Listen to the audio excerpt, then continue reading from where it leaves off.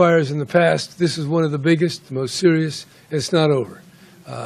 Just the recitation of all the manpower and resources, it's a lot.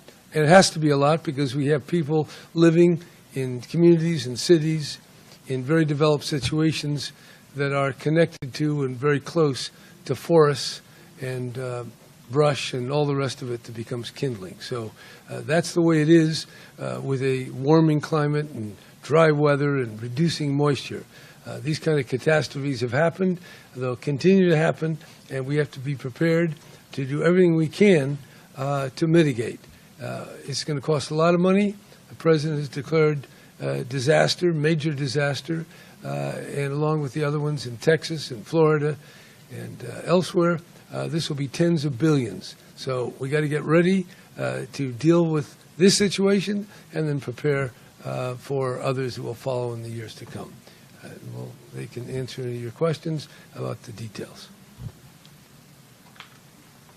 Governor, you mentioned that this would cost tens of billions of dollars in terms of prevention. I mentioned the whole country. Okay. I think there's a $30 billion appropriation. It will probably grow. It will have to grow. Does California have enough in the reserve fund to pay for this? Well, I think we have enough, but the federal government's going to help us as they're helping the other states. It's just part of the facts of a highly developed society is that you have a lot of people and a lot of assets, and in the face of floods and hurricanes and fires, this is what happens. So this is all part of the budget. We can pay our share, but we want to make sure the federal government is a good partner. And so far, I think they've been a very good partner. Do we have an estimate as to what California's cost would be? I don't have an estimate. Maybe, I doubt if you can get one quite this early, but it'll be a lot of money. What about the California economy?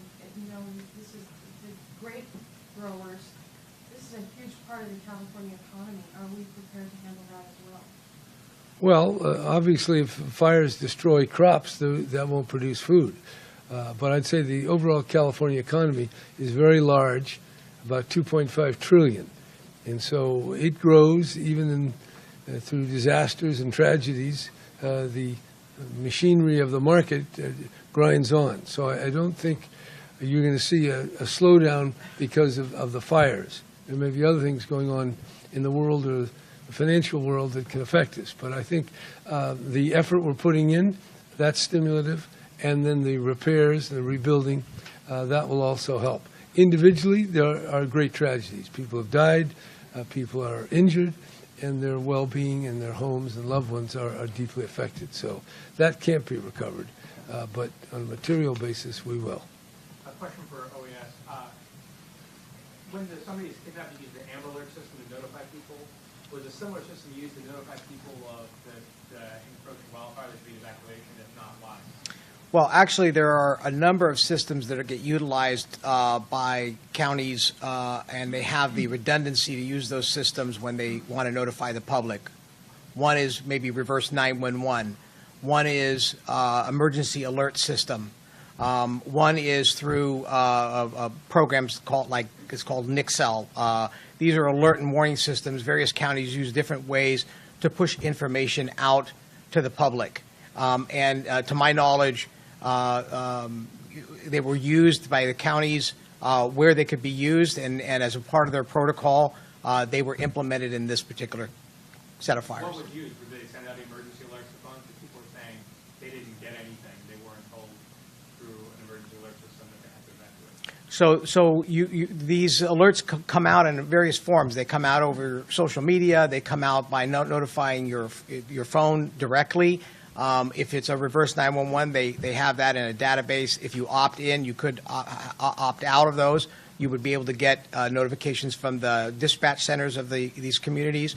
The idea is that there's multiple ways to be able to notify them. And I can't speak to who didn't get what they didn't get at the time. This fire came through the night, was rapidly moving. Some people were awakened while the fire was actually at their doorstep.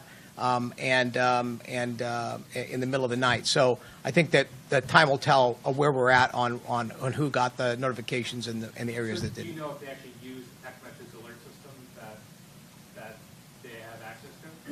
to my knowledge, they use all of the different modalities that they have within their protocols to use. Follow up on that, particularly with the cell phone towers going down, are you satisfied, if you know yet, whether you're satisfied with the way those work, or does something more need to be done on that? Yeah, again, I think it's a little too premature to determine what actually worked and what didn't. I think right now it's been the focus of continuing to fight the fire and get the people out of harm's way. You mentioned out-of-state firefighting assets. Could you tell us what the status is?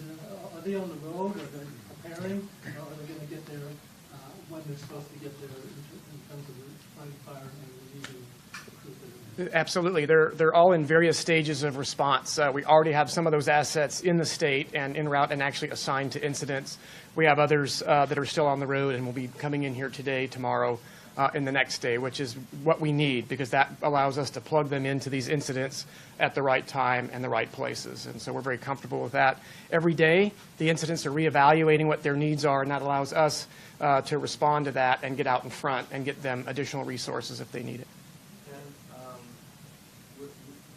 You haven't mentioned containment. Are we still observing containment on most of these fires? We are at very low containment on most of these, but I do want to bring that up because I know I committed over the week to say we would get you some. Folks are working really hard, and a day like yesterday, particularly on the Atlas fire, where these fires are just literally burning faster than firefighters can run in some cases. And so imagine being out there in difficult terrain with miles and miles of fire line and to try to catch up to that and put in hand line or lay hose, very challenging. And fires are spotting thousands of feet, miles in some cases ahead. So it's just very difficult to get any kind of containment. But I will tell you, as of this morning on the Atlas fire, they're reporting 3% containment. So that's up from zero. Every other fire, the Nuns, are all at about 2 or 3%. Very happy to see what's going on some of the fires in the Sierra, in Nevada and Yuba and Butte County. For example, the Cascade fire in Yuba County at 12,000 acres is 20% contained this morning. The LaPorte fire in Butte County is 15% contained. Fire that was in Calaveras County started at the same time as all of these near West Point is 70% contained. And I can tell you they released 15 fire engines off that fire this morning and are shipping them to these fires and putting them right on the fire line. The Lakeville fire off Highway 37 there in the Suisun Marsh is 70% contained. The Ridge fire at Indian Valley Reservoir from earlier in the last week is at 75%. So we are catching up, and I mentioned the Canyon 2 fire in Southern California is at 45% contained, and that fire's essentially been stopped, and we're quickly getting resources off. So we are making progress. Don't let our focus on, obviously, our priority fires, which are the Atlas, the Tubbs, and those other fires in and around Napa, let you believe that we're not actively working on these others. What people don't see every day is we are initially attacking many, many new fires that we put out at a small acreage. So these resources are not only fighting the big fires, we are trying to keep every other fire in the state small so it doesn't consume other resources. And so all of this is actively going on, and we're having success across the state. It's just obviously been very small and incremental on these large and challenging fires. With the winds this afternoon, they could possibly be a future threat. Absolutely. So here's been our focus. We've anticipated this wind event coming. Yesterday, the winds shifted to a different direction, the more traditional onshore flow, which pushed them back to the north, back on themselves and on the north end of the fire. So while that was happening, we were focusing our efforts on the southern end of these fires, trying to get containment lines in anticipation of the wind change. So now what's happening is these fires are burning back to the south from the north, and so we can get in there now and anticipate, take advantage of what control lines are in. But again, 40-mile-an-hour winds, 8% humidity, extremely dry fuel beds. These are going to be very unpredictable fires for the next several days. I want to ask you, you've been critical in the past of how the money is budgeted from the federal government for fire prevention efforts. Do you think that contributed at all to the magnitude of what we're seeing now? Have things diminished in recent years in a way that you think is, why we're seeing such a large scale problem? So here's what's important to talk about on these fires. The majority of these fires, the acreage being burned here, are all on state responsibility area lands, almost entirely private landowners, private watersheds. I know, and the question came up about is the state budgeted for this? This state invested decades ago in wildland fire response, and we have never once been hindered by our ability to gain resources and access resources to fight these fires. The governor and the legislature have committed, and that is why the state has been so successful in getting resources and doing that. On the federal side, obviously, we have been significant concerns nationally about the system by which the wildland fire response is funded in the country. When the federal agencies, in particular the Forest Service, reaches its funding cap in its base budget, it no longer has the authority to spend outside of that, and they have to start dipping into their other programs, like fire prevention. All the work that we do to prevent catastrophic fires like this, to reduce fuel loading, gets impacted because they have to shift that money into fire protection. While that is not directly impacting these fires because these are state responsibility fires, the challenge is that we really depend on the federal firefighting resources to come in and help us, just like we help them. As I indicated, 170 fire engines, are coming from outside the state. Many of those are coming from the federal system. Actually, 154 are coming from the Forest Service from around the country. If they don't have adequate funding to ensure their wildland fire program is fully supported, we don't have the ability to reach out to them to get mutual aid and assistance at the same capacity. So yes, indirectly, it is critical that we have a strong funding mechanism for our federal partners. Where are we on the cause of the fire? There's reports of down power lines may have sparked something, or other things that may have caused this. How did that contribute, and kind of what was the fire involvement? Yeah, I know there's been lots of talk out there about what potential causes are. Understand that all of these fires are under investigation, and this is nothing new. We say this all the time.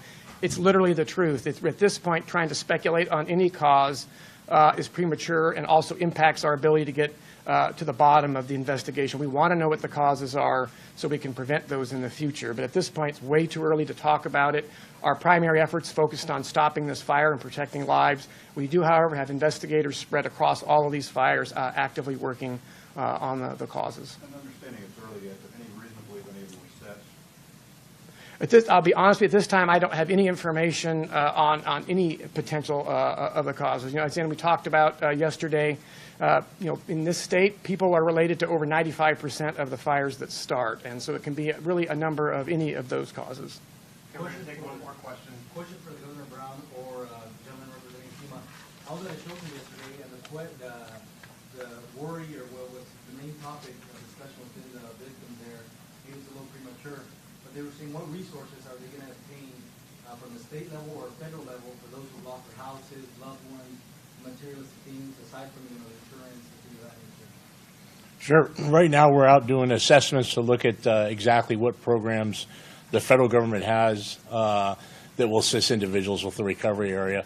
Obviously, getting into those areas has been a little bit problematic, but we're working with the National Guard to get some aircraft up to do some assessments for us with remote piloted vehicles. And with that information, we'll get a better idea of the requirements to understand exactly what can our programs do at FEMA, what other programs from the federal government will come to play, especially maybe programs from agricultural, maybe tribal programs for tribes that may be impacted from BIA, other programs such as federal highways, emergency road program, and SBA for small interest loans. So we're looking at all those today. We're primarily focused today on Sonoma and Napa, and we'll get out to other areas when situations warrant that we could do that. But in the meantime, what we're trying to do is help people that are sheltered by providing commodities to those shelters in the interim and making sure that they're safe right now where they're at, and then focus on those programs. But those will come, and those will come soon. So that's it for right now. We can follow up with one-on-ones if possible after this. Thanks so much for your time. Thanks.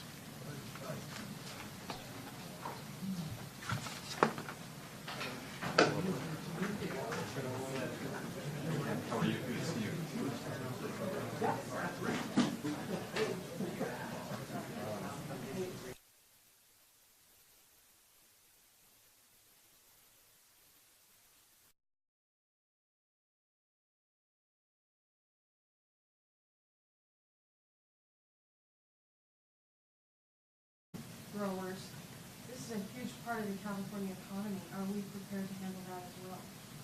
Well, obviously, if fires destroy crops, that won't produce food. But I'd say the overall California economy is very large, about 2.5 trillion. And so it grows even through disasters and tragedies. The machinery of the market grinds on. So I don't think you're going to see a slowdown because of the fires. There may be other society is that you have a lot of people and a lot of assets, and in the face of floods and hurricanes and fires, this is what happens. So this is all part of the budget. We can pay our share, but we want to make sure the federal government is a good partner. And so far, I think they've been a very good partner. Do we have an estimate as to what California's cost would be? I don't have an estimate. Maybe, I doubt if you can get one quite this early, but it'll be a lot of money. What Question about for the OES. California economy? You know, this is the great Fires in the past, this is one of the biggest, the most serious, and it's not over. Just the recitation of all the manpower and resources, it's a lot. And it has to be a lot because we have people living in communities and cities in very developed situations that are connected to and very close to forests and brush and all the rest of it that becomes kindling. So that's the way it is with a warming climate and dry weather and reducing moisture. Questions about the details? Governor, you mentioned that this would cost tens of billions of dollars in terms of prevention. I mentioned the whole country. I think there's a $30 billion appropriation. It'll probably grow. It will have to grow. Does California have enough in the reserve fund to pay for this? Well, I think we have enough, but the federal government's going to help us as they're helping the other states. It's just part of the facts of a highly developed culture. These kind of catastrophes have happened. They'll continue to happen, and we have to be prepared to do everything we can to mitigate. It's going to cost a lot of money. The president has declared disaster, major disaster, and along with the other ones in Texas and Florida and elsewhere, this will be tens of billions. So we got to get ready to deal with this situation and then prepare for others that will follow in the years to come. Well, they can answer your questions.